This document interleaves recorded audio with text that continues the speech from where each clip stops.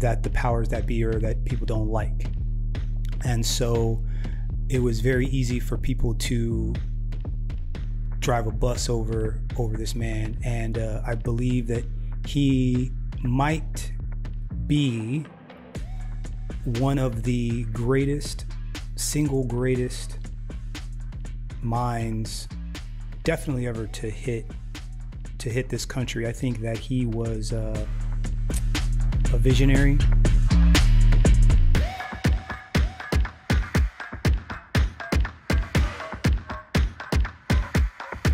What's up, guys? Welcome to 80/20 Sports. I am your host, Alvin Holden, also known as Project 80/20 in these YouTube streets. Today's video, we're going to talk about St. Kevin Samuels. And I personally am very big into leadership and great examples of leadership. And I know that Kevin Samuels was known, or Kevin Samuels, rest in peace, rest in power, was a polarizing figure. Undeservedly so, but it was a polarizing figure nonetheless. And I think that he got so much negative energy for so many things that people ignored the great things that he said and did. They were somewhat overshadowed. So much so that, you know, if you actually watched any of his content at all and you heard the way people spoke about him, you would wonder if you were talking or thinking about the same person. But needless to say, in his passing, I have felt more of a need to be an anti-propagandist when it comes to St. Kevin Samuels. It is too easy to villainize people that look like me whenever they say or do something that that the powers that be or that people don't like. And so it was very easy for people to drive a bus over this man. And I believe that he might be one of the single greatest minds definitely ever to hit this country. I think that he was a visionary. The list goes on. I have more respect for him the more I watch, the more that I see. You know, I was not one of those that would just watch the clips. I would actually watch his whole streams.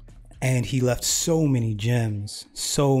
And so I've made it one of my missions to try to shine a light on the positives and the things that he said and did that were truly great. And this is a clip, and the video quality isn't that great. It looks like he's post dinner, and he's usually not one for bragging about what he does for other people, but he says some really powerful things in this video, and I'm gonna just let this rock, and then we'll chit chat about it on the other side. I went all in, man. I had the ribeye and the lobster, because your godfather has been working hard trying to cross this milestone that really I should have crossed 2 years ago. But what I want to talk about is, how do you pay it forward? You know, anytime you become successful, you may get the trophy, but it's always a team effort. It's always more than just one person. And you know what? One of the big things that happens when we tend to when we pass a certain milestone or something, it's like, well, you know, it's all about you. No, it's not always about you. And one of the things I learned in corporate America and being a top level salesperson and performer, that you always want to keep your eye on the prize and pay success forward. So my server, you know, after he made his recommendation, you know, he had mentioned that's what I want. I'm saving up to get that ribeye, you know, and he had it in his whole mind. And I'm thinking, all right, I remember what it's like to be a server, serving people food that looks incredible and not being able to afford it or whatever. So I asked the manager, and I was like, you know, what's this guy's name? And I just asked him for a gift certificate. So instead of this guy having to work to save up money to come eat at a restaurant he's serving people like myself at, I just decided to buy him his own meal.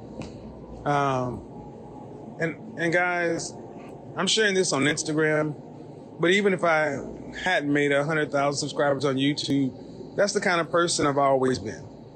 You always want to pay success forward. People, I'm running a show that's really popular now, and a lot of people are flocking in, but it's how you treat people. It's how you treat people. The least of us. I'm sitting in there, people running in and out, and this guy's working his butt off. And I didn't need to get into his personal story, but I know it's been hard for people, and to come back and to hear a man say, you know what, my goal is to just have what you're having on a Tuesday. Come on, man. Guys, never get too big or too into yourself that you forget how important something like that is. And I went and told his manager, the reason I bought it for him was because he was an excellent servant, did an excellent job. And we're so used to people not even caring about us or looking at us. He seemed like he was a little shocked, did not know how to take that somebody was actually, care. Guys, remember, that's something else that makes you a high value man. It's not just about the money in your pocket. It's not about the clothes on your back, the fragrance on your body, your frames, your fragrance, your footwear. It's not about how many women you can get in bed. It's not about how many trophies you can get. And, personally, I think there's a moral compass. It's how you treat people.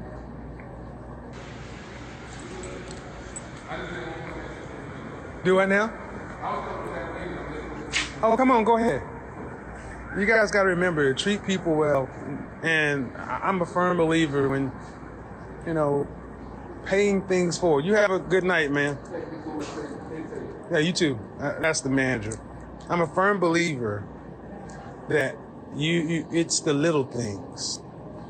I don't know how active you guys are in your life helping other people, but never get so big to where you can't do something for somebody who doesn't expect it and can't return it. I judge a man, personally the men in my life, I judge people on what they can do for people who cannot help them. Okay? Now that doesn't have to be something you live by, but that's something I live by. You really want to see the character of a person, see how they interact with people who have nothing to offer them. Yeah. That is what he said. So, there's this debate about what a high value man is, blah, blah. He said it himself. There's more to it than just having money or trophies or women or whatever. It's about how you treat people. And that's what this man said. That's what this man was about. And all that other shit was something somebody else said. Now, this is from the man's mouth. This is when he just hit 100,000 subscribers on his channel. 100,000. He now, God rest the dead, has 1.5 million followers. When he passed, he had 1.25, 1.3 million followers or subscribers just on YouTube, not including Instagram. So who knows what that looked like also. It might have been similar numbers, but this is what he was saying at 100,000. Just soak that in. This is what this man was saying when he hit 100,000. Also, make note, people often say that success is can be a lonely road. He went and had a meal by himself. He went and had a meal by himself. And I eat by myself all the time. I have no problem. But, random Tuesday, get done with his broadcast. He went and got himself a meal. And, again, just being successful sometimes, again, it can be a really lonely road sometimes. And if anybody could have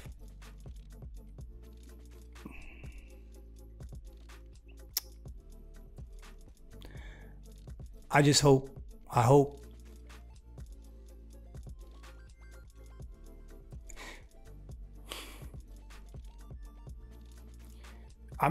guess I'll leave this there, you know. Do me a huge favor, like, subscribe. The link to this clip will be in the description and in the comments. He left a lot of gems behind. He left a lot of gems, and I'm making it my mission to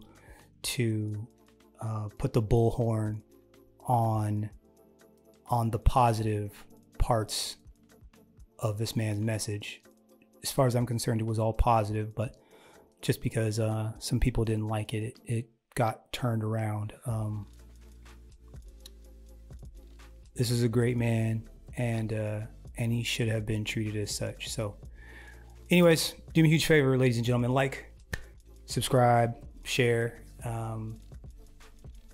If you saw something you liked, let me know in the comments. If you saw something you hated, let me know in the comments. I'm gonna try to read every comment, reply to every comment if I can. Erykah Badu said it best. I'm an artist. I'm sensitive about my shit, and I will catch you guys on the next one. Peace. I'm a threat.